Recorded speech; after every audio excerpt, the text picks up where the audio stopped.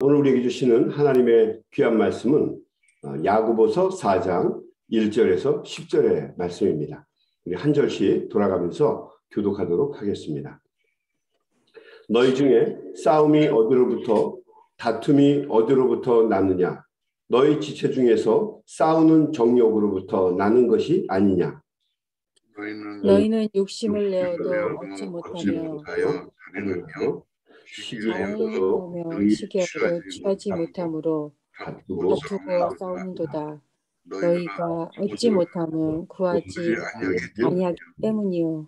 구하여도 받지 못함은 정욕으로 쓰려고 잘못 구하기 때문이라. 가늠한 여인들아, 세상과 헛된 것이 하나님과 원수됨을 알지 못하느냐? 그런즉 누구든지 세상과 벗이 되고자 하는 자는 스스로 하나님과 원수되는 것이니라. 너희는 하나님이 우리 속에 거하게 하신 성령이 시기하기까지 사모한다 하신 말씀을 헛된 줄로 생각하느냐? 그러나 더욱 큰 은혜를 주시나니 그러므로 일렀으되 하나님이 교만한 자를 물리치시고 겸손한 자에게 은혜를 주셨다 하였으니라. 그런즉 너희는 하나님께 복종할지어다. 마귀를 대적하라. 그리하면 너희를 피하리라. 하나님을 가까이 하라. 그리하면 너희를 가까이 하시리라. 죄인들아, 손을 깨끗이 하라. 두 마음을 품은 자들아, 마음을 청결하게 하라. 슬퍼하며 애통하며 울지어다. 너희 웃음을 애통으로, 너희 즐거움을 근심으로 바꿀지어다. 주 앞에서 낮추라.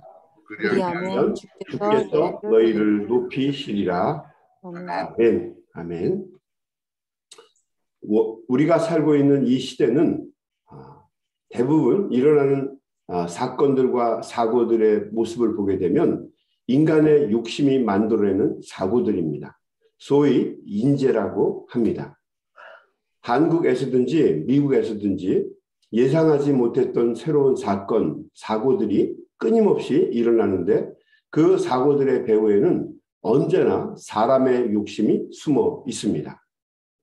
한국의 정권까지 바꾸었던 큰 사건인 세월호 참사 사건이 있습니다. 181명이 죽었고 120명이 넘는 사람들이 물속에서 실종이 된 참으로 가슴 아픈 사건입니다. 참사죠. 여러 가지 음모론이 꼬리에 꼬리를 물고 일어났습니다.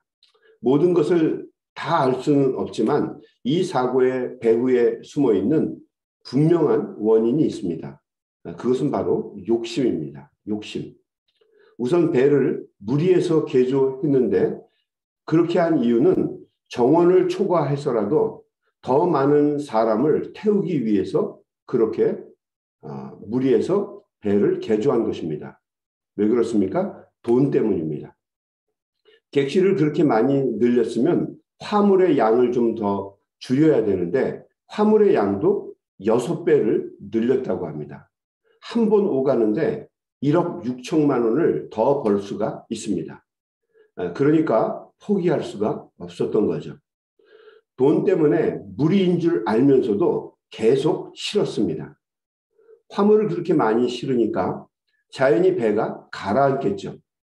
그러므로 배의 무게를 줄이기 위해서 또 그 배의 균형을 잡아주는 선박 균형수라고 하는 것이 있습니다. 배가 아무리 뒤집어질 위기에 있어도 선박의 균형수, 배 안에 물이 있어서 그 물이 균형을 잡아주기 때문에 배가 넘어지지 않는 것인데 가라앉지 않는 것인데 그렇게 배의 균형수를 잡아주는 그 균형수를 빼버린 겁니다. 배의 균형수를 빼버리면 배는 언제든지 기울어져서 침몰할 수 있는 것입니다. 돈을 버리는 것보다는 생명을 버리는 쪽이 더 낫겠다고 선택을 한 것입니다. 참으로 어리석은 선택이죠. 또 만약의 사태를 대비해서 준비해야 하는 구조장비나 구명조끼 같은 것은 이런 비상장비들은 전혀 준비하지를 않았습니다. 왜냐하면 그것들을 준비하는 비용이 수십억 원이 넘기 때문입니다.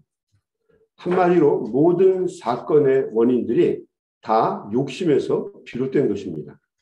그러니까 며칠 전에 우리가 나눈 대화의 말씀, 야고보서 1장 15절의 말씀은 영원한 진리입니다. 욕심이 잉태한 즉 죄를 낳고 죄가 장상한 즉 사망을 낳는다. 어떻게 보면 사람에게 욕심이 있는 것은 당연합니다. 욕심 없는 사람이 세상에 어디 있겠습니까? 누구나 다 욕심이 있죠. 일 욕심이 있고 또 사람 욕심이 있고 재물에 대한 욕심이 있으니까 세상이 발전하고 성장하는 것이기도 합니다.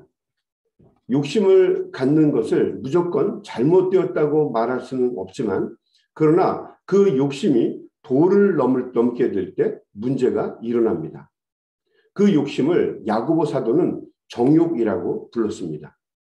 정욕이라는 말은 헬라어로 헤도네라고 하는 말입니다.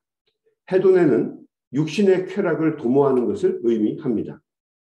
야고보 사도는 이 정욕, 헤도네 때문에 싸움과 분쟁이 끊임없이 일어난다고 말을 합니다. 1절 말씀입니다. 너희 중에 다툼이 어디로부터 나는지 너희 지체 중에서 싸우는 정욕으로부터 나는 것이 아니냐. 좀 더 누리고 좀 더 즐기고 좀 더 편안하게 남을 지배하면서 살려고 하는 정욕의 마음 때문에 끊임없이 분쟁과 갈등이 일어난다는 것입니다. 사도 야고보는 이 정욕이 기도의 문을 막는다고 말합니다.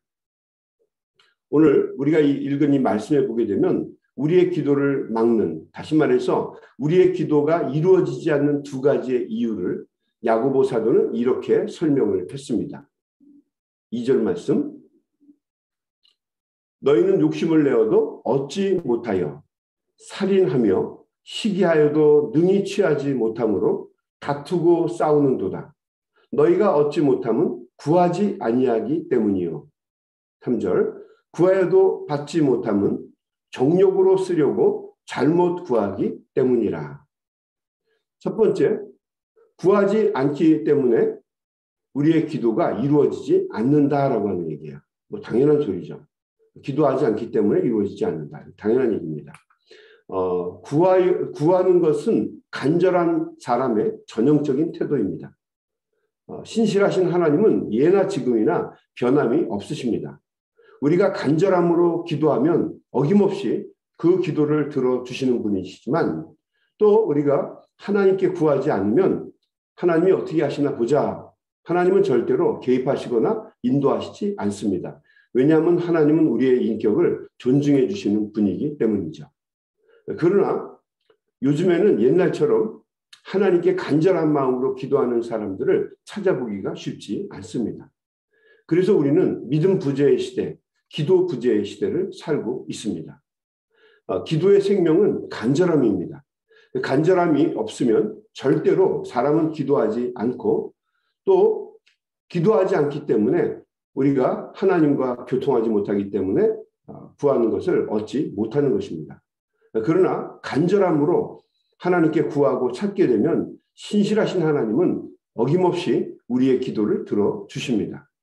구하라 그리하면 너희에게 주실 것이요 찾으라 그리하면 찾아낼 것이요 문을 두드리라 그리하면 너희에게 열릴 것이니 구하는 이마다 받을 것이요 찾는 이는 찾아낼 것이요 두드리는 이에게 열릴 것이니라.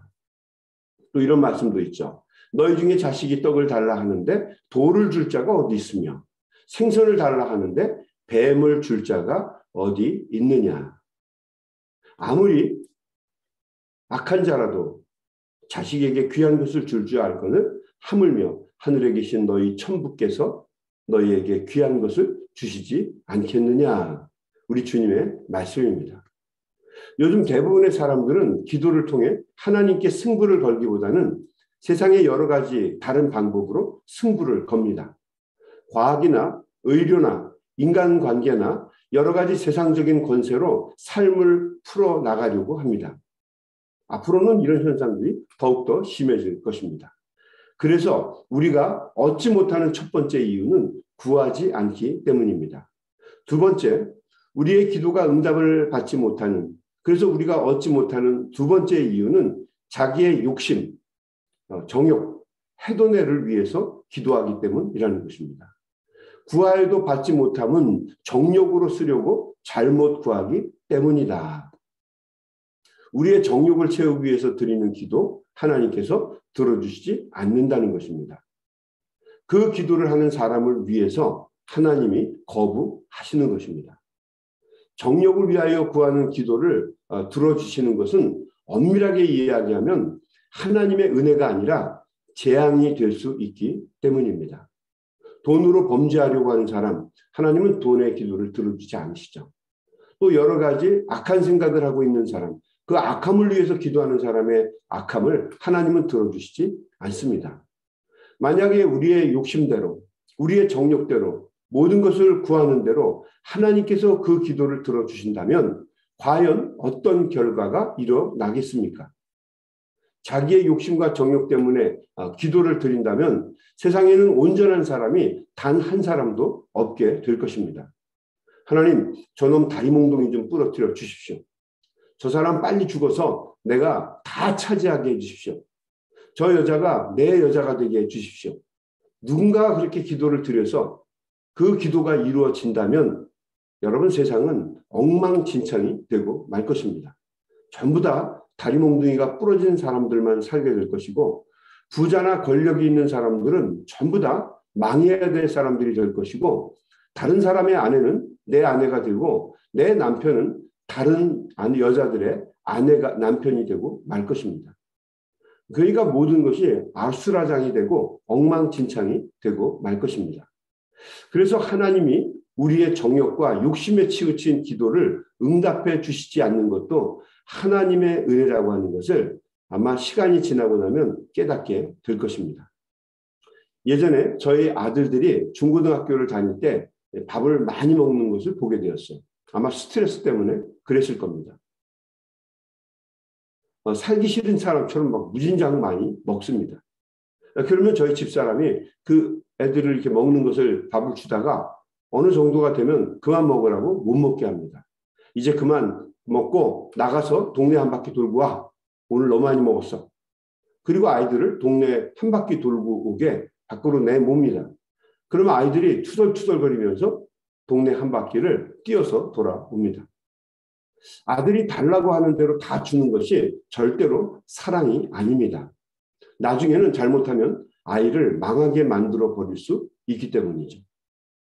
하나님은 우리가 올바른 목적과 올바른 방법으로 기도하기를 원하십니다.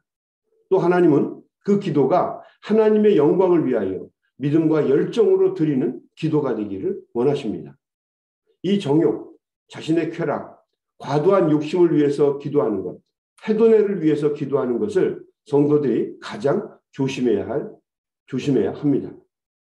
이 정욕 때문에, 이 해도내 때문에 욕심이 생기고 죄가 만연해지고 결국에는 사망에 이르게 되는 것입니다.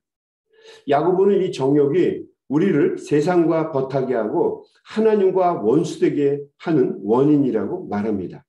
4절 말씀, 가늠한 여인들아, 세상과 벗된 것이 하나님과 원수됨을 알지 못하느냐.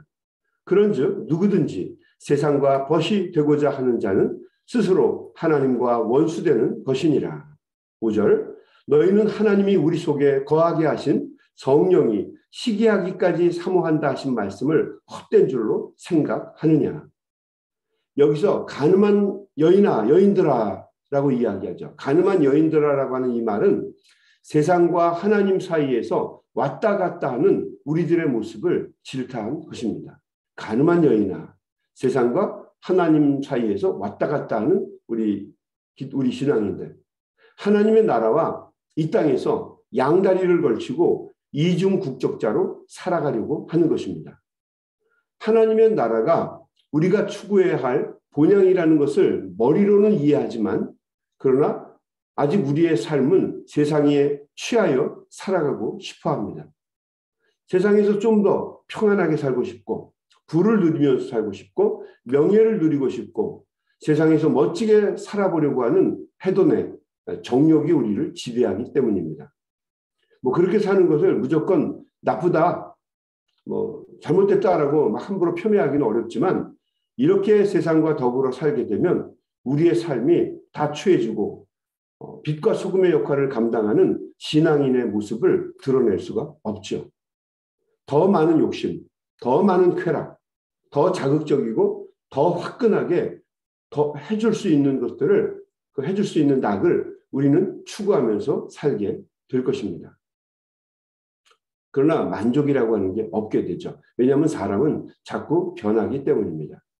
그래서 세상과 버타여 살면서 세상에 취하게 되면 점점 더 사탄은 우리를 악하게 더 깊이 몰아넣어서 결국에는 하나님을 잃어버리고 망하게 만들어 버립니다. 예전에 제가 미국에 처음 와서 유학을 하면서 저녁에는 빌딩 청소를 한 적이 있었습니다. 청소를 시작하기 전에 아인슈타인 브로스베그이라고 하는 빵집에서 베이글 빵과 커피를 한 잔 마시고 청소를 시작했습니다. 그런데 그 맛이 너무너무 좋았어요. 얼마나 좋은지. 근데 그 너무 양이 적어서 먹고 나면 한 5시간 정도 일하고 나면 너무너무 배가 고픈 거예요. 얼마나 맛이 좋은지. 그래서 이런 생각을 했어요. 이 다음에 형편이 좋아지게 되면 자주 먹어야겠다. 이 생각하면서 자주 먹어야겠다. 그런데 정말 10년의 세월이 후딱 지나갔습니다. 우연히 제가 살던 집 근처에 아인슈타인 브로스베그 빵집이 생겨났어요. 그래서 잔뜩 기대를 가지고 후배 목사님들과 개업식 날 함께 가서 베이글을 잔뜩 주문해서 함께 먹었습니다. 그런데 신기하게도 그때의 맛이 나지를 않았어요. 같이 갔던 우리 목사님들도 아니 이런 데 와서 꼭 밥을 먹어야 되냐고 이렇게 얘기를 하는 거예요. 아무런 감동이 없는 거죠. 참 사람이 간사하다라는 생각을 하게 되었습니다. 사람의 본성이 다 그렇습니다. 처음에는 감격스러웠던 것도 반복이 되면 감사보다는 원망과 불평을 하면서 살아가는 것이 우리들의 모습입니다. 우리들의 마음이죠. 사람은 채워지지 않는 욕심 때문에 정욕에 빠져서 세상과 버타며 살아갑니다. 세상과 버타며 살아가면서 하나님을 등지게 됩니다. 하나님은 당연히 그런 모습을 싫어하십니다. 하나님이 사람을 만드신 이유는 사람과 동행하면서 찬양을 받으시기 위함입니다. 그런데 세상에 취하여서 살아가는 모습을 하나님은 절대로 기뻐하시지 않아요. 그래서 5절 말씀에 기록된 것처럼 하나님이 우리 안에 심으신 성령을 통해서 하나님이 시기하시고 속상해한다라고 표현하고 있습니다. 5절 말씀, 너희는 하나님이 우리 속에 거하게 하신 성령이 시기하기까지 사모한다 하신 말씀이 헛된 줄로 생각하느냐. 그러나 더욱 큰 은혜를 주시나니 그러므로 일러스되 하나님이 교만한 자를 물리치시고 겸손한 자에게 은혜를 주신다 하였느니라. 그러므로 하나님은 세상 편에 서지 않고 하나님과 동행하는 사람들에게 더 큰 은혜를 주신다는 거죠. 성령님을 통해서 세상과 동행하는 우리, 세상과 버탄 우리를 보시고 시기하시고 질투하시고 또 당신과 가까이 하는 자들에게는 한량없는 큰 은혜를 주신다라고 하는 거예요. 그러므로 사도 야고보는 겸손하게 하나님 편에 서서 하나님께 복종하며 동행하는 그런즉 너희는 하나님께 복종할지어다. 마귀를 대적하라. 그리하면 너희를 피하리라. 하나님을 가까이 하라. 그리하면 너희를 가까이 하시리라. 죄인들아 손을 깨끗이 하라. 두 마음을 품은 자들아 마음을 성결하게 하라. 10절 주 안에서 낮추라. 그리하면 주께서 너희를 높이시리라. 하나님의 약속이죠. 물질이 지배하는 세상 속에서 세상을 멀리하고 하나님만 바라보며 사는 것은 결코 쉬운 일이 아닙니다. 끊임없이 어려운 일들이 찾아올 것입니다. 근심과 걱정이 항상 바람잘 없이 일어나게 될 것입니다. 그러나 우리의 마음의 생각과 주파수를 주님께 맞추게 되면 모든 잡음이 사라집니다. 염려가 없어지고 근심 걱정을 이길 수 있게 되고 우리 주님만 볼 수 있게 될 것입니다. 그러므로 우리는 겸손하게 하나님 앞에 이렇게 구해야 합니다. 하나님, 저는 약합니다. 저는 당신이 필요합니다. 나를 도와주세요. 나를 인도해 주세요. 나에게 힘과 능력을 주세요. 겸손히 자기를 낮추고 주님을 구하는 사람을 우리 주님은 사랑하시고 우리가 예상하지 못했던 크고 놀라운 큰 은혜를 우리에게 베풀어 주십니다. 오늘도 이 아침에 겸손하게 주님의 도우심과 은혜를 구하면서 하루를 시작할 때에 하나님의 주신 크신 은혜가 우리 사랑하는 소명의 가족들과 함께 하시기를 주님의 이름으로 간절히 축원합니다. 아멘. 우리 한번 같이 기도하겠습니다. 하나님 감사합니다. 오늘도 귀한 말씀을 통해서 깨달음과 은혜와 도전을 받습니다. 우리의 마음이 해돈에 정욕에 빠져서 세상과 버타며 세상의 욕심을 추구하다가 끝나지 않게 하시고 우리 주님 바라볼 수 있는 믿음을 주시고 항상 겸손하게 주님과 동행할 수 있는 믿음의 종들이 되게 하여 주옵소서. 세상의 지혜와 내가 가진 것과 내 생각과 내 편견을 의지하지 않게 해주시고 항상 겸손한 마음으로 주님의 도우심과 은혜를 구할 수 있는 우리 모두가 되게 하여 주옵소서. 오늘도 이 아침에 간절한 마음으로 주님의 도우심과 은혜를 찾으며 머리 숙여 기도하는 우리 사랑하는 귀한 종들을 주님께서 기억하여 주시옵시고 한량없는 은혜를 이 아침에 내려 주시어서 한 소리도 땅에 떨어지지 아니하고 우리가 구하고 찾고 두드릴 때에 주의 전에 상달되는 귀한 은혜가 있게 하여 주시옵소서. 예수님의 이름으로 간절히 기도드리옵나이다. 아멘. 우리 다 같이 합심해서 통성으로 기도하며 세상으로 나아가겠습니다. 우리 소리내서 기도합니다.